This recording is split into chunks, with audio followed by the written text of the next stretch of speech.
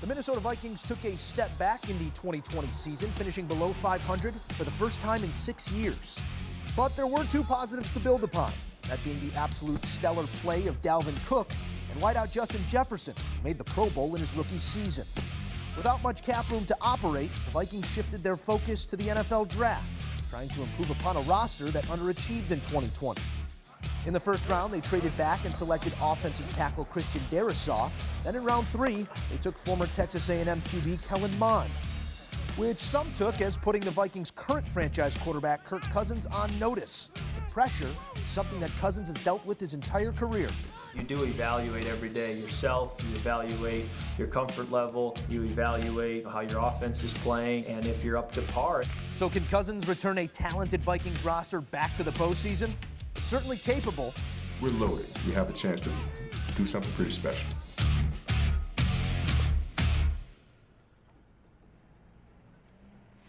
And covering the Vikings, just south of the Twin Cities, Pete Prisco and Bryant McFadden with us. And fellas, what's the fallout been like? I know it's just a preseason game, but it's Mike Zimmer. We know he was very upset after that 33-6 loss to the Broncos in that preseason opener, Pete. Yeah, I don't know if he really was that upset. I just talked to him out back, and I said, not a very good start for you in the preseason. He said, look, we were playing backups, and the backups kind of got beat up a little bit. So he understood it. I don't think he's that upset about it, to be honest with you. That's just Mike Zimmer. In the heat of the moment, Mike Zimmer will always fire off something and try and motivate his team. But truth be known, they didn't play a lot of starters, so BMac, I don't think he's that upset about it. Yeah, and of course, you know, when you're playing a lot of young guys that lack experiences, you know, they will have their emotions, the highs and lows of the ball game, and clearly we saw that in the first preseason game against the Denver Broncos, because if you look at the Broncos offensively, their starters were going. I mean, Drew Lock, you look at the wide receivers, you know, Judy was in there, Noah Fant, the tight end, so they played a lot of their starters, and clearly their starters were a few steps ahead of the backups we saw from Minnesota, so nothing to be alarmed of just yet, but you better believe week 2, they better play better. Yeah, stars didn't play. Kirk Cousins wasn't out there. We did get our first look at Kellen Mond. BMac, that quarterback room back together after some COVID-19 issues kept them apart. Is there concern that they're behind and aren't going to be able to catch up before the season starts? Well, I'll say this, there should be some concerns with the young quarterbacks being a bit behind because of the COVID issue. Before Kellen Mond was dealing with the virus, he was playing some pretty good football. And then he missed, almost 10 days or something like that, if I'm not mistaken. Now, Jake Brownie took advantage of the opportunities, had a few successful scrimmages, didn't play fairly well against the Broncos. So when you look at the depth behind Kirk Cousins, you would like for these guys to improve fast. They don't have time to waste because remember, it's only 3 preseason ball games. You know what I mean? You don't have that 4th preseason game to prepare in the week of. So it's only 2 more games left to be played in this preseason slate of schedules. And you need to have an understanding, week 1, Pete, who is the backup behind Kirk Cousins just in case something happens. Yeah, I don't know if that's really that pressing an issue right now. And the reason I say that, this isn't about Kellen Mond for this year. It's about having a backup, but if Kirk Cousins goes down, they're in trouble anyways. So, yeah, you want him to get to work as much as he can, but this is more about building him to the future. This is Kirk Cousins' team this year. Now, that's the issue. He's the one who has to stay on the field. You know, with the COVID situation, that wasn't a good situation for him, and he missed time. So I do think that this is going to be important for him to stay on the field. Kellen Mond's the future. Kirk Cousins is this year. Justin Jefferson is the future and the present at the wide receiver position. Obviously didn't play in the preseason opener. 10 days removed from spraining his AC joint. That's a shoulder injury. Pete, how is he progressing? Well, he's progressing, and he is going to be the best receiver in the National Football League by the end of this year. How about that? There's a bold statement for you. I think Jefferson is the real deal. And, you know, his receiver coach, Keenan McCardell, I've known him for years. He's a great receiver coach. By the end of this season, will be the best receiver in the National Football League. Take it to the bank. BMac, you buying that, man? Wow.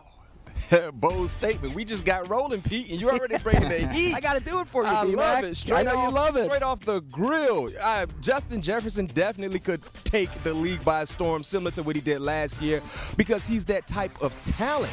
I mean, he has the hands like Brandon Lloyd. He has the route running ability like Stevie Johnson, and he has the heart of a lion. And you love the competitive nature in which he displays week in and week out. And he means a lot to this team. He is the #1 guy here. Currently, I have him in my top 10 wide receivers based on what he did last year. Top 10? Easy. No, I'm just saying off of last year's performance. Now, coming into this year's performance, I believe he can easily be a top 5 guy. And if he was to get to that #1 spot, as Pete Prisco just laid down here on CBS Sports HQ, I wouldn't be surprised, Pete, because he is that type of talent. He has it's an unorthodox style of running routes. And as a former defender, I love seeing guys run routes the normal way because we're accustomed to seeing that. When you're covering Justin Jefferson, it's almost like he's playing basketball on the gridiron, and you don't know what to expect, and it's hard to study a guy like him because he does it in a way and only he can do it, and he's been so successful in doing so. So that basically, you're telling me you're agreeing with me, basically. It's weird for me to admit that here. I don't usually agree with Pete Prisco, and he knows that, but I kind of agree with him. Here we go. BMac, you're spending way too much time with Pete up there in Minnesota. Look, Kirk Cousins isn't going to have many excuses. If he's got the best wide receiver in football, like you guys believe Justin Jefferson might be the best receiver in football, he might also have the best all-around back in the NFL as well, Dalvin Cook. Let's go with Dalvin Cook's over-under here and take your pick. BMac, I'll start with you. He had over 1,500 rushing yards last season. This season, 1,350.5 yards, 1,350.5. That's a lot lower than last season, and he missed 2 regular season games. I'm going over. Chris, and here's why. If he's healthy, the talent you don't question. The speed, the heart you don't question. I love his ability to go over because of the guy who we just talked about, Justin Jefferson. You can't just stack the box against this offense right now. They're so balanced, arguably the most balanced offense in their division because of the pass catchers they have, including Irv Smith, who I believe will have a huge year as well. So if you give Dalvin Cook a favorable matchup in the box, the talent that he has is going to allow him to take this division, this league by storm once again to be able to get over this mark. So me personally, the only question about Dalvin Cook when it comes to this prop bet, if he's healthy. If he's healthy, you can book it. Guaranteed he would definitely eclipse this number. I'm with you, BMac. This is going over, and I think he's going to push 2,000. And if he stays on the field, and you said it, that's been a problem for him. That's been his bugaboo, is he hasn't been able to stay on the field. He has dedicated himself even more so this offseason to working in the weight room and adjusting to after working out, letting your body heal. He's been one of those guys that goes and works out, and then you don't allow your body to adjust. He's changed the way he works out. I'm going to talk to him later, but I think this is an easy over. I think 2,000 yards rushing is a distinct possibility for him if he stays on the field. And remember, there's an extra game this season when you're making these over-under and win total bets, a 17th game added this season. You guys love Justin Jefferson, you love Dalvin Cook, but we know who BMac loves more than anybody on that team. His cousin, his All Things Covered podcast partner, Patrick Peterson. Give us a behind-the-scenes look at how things are going for your cuz as he gets his first training camp in Minnesota. He's loving it. I mean, he's excited about the organization that he's now a part of, the defense. He loves the guys that's playing significant roles for the defense. He loves everything about the Vikings organization, not to mention it kind of takes him back to his collegiate roots with the colors, the purple and the gold, going back to his LSU days. But he's excited for this upcoming season, and one thing I know he's emphasized to me, the togetherness. You know, everyone has embraced him. He's embraced all of his new teammates. And when you have that family atmosphere, it's easy to go to battle with the guy because you actually love the guy you're working with. And that's something that some organizations can't say they have. We had it in Pittsburgh. We had a relationship. It wasn't just a working relationship. It was a relationship where we actually rocked and vibe with each other away from the facility. And that's something that he's seen early in his time here in Minnesota. And because of that, his expectations as an individual is extremely high, and he has high expectations in totality for the team. And look at the weather here today, right? Yeah.